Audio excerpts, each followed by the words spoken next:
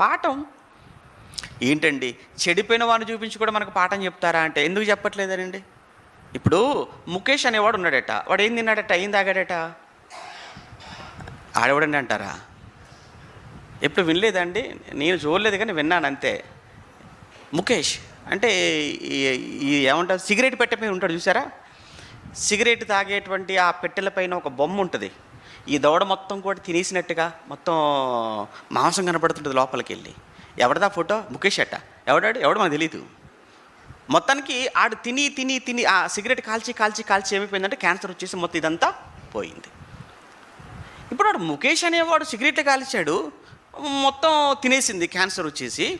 అది నీకు ఎందుకు చూపించాలి? నేను తాగమనా వద్దనా?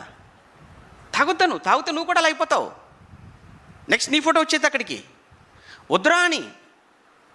ఇప్పుడు వేగంగా వెళ్ళాడు, యాక్సిడెంట్ అయిపోయింది, నలిగిపోయాడు, అది చూపిస్తే అప్పుడప్పుడు మీరు ఆర్టీసీ వాళ్ళు చూడండి, ఆర్టీసీ ప్రయాణమే సురక్షితం, వద్దు ప్రైవేటు వాహనాలలో చాలా దూరం ప్రయాణం చేయకండి, అలా ప్రయాణం చేసి చూసారా ఎలా అయిపోయింది చెప్తుంటారు. చెప్పండి వాళ్ళు.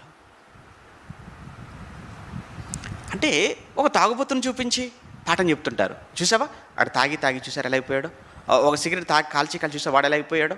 ఒక డ్రగ్స్ మత్తు పదార్థాలు సేవించి ఆడు చూసావా వాడి లైఫ్ చూసావా ఎంత పిచ్చోడిగా మారిపోయాడో?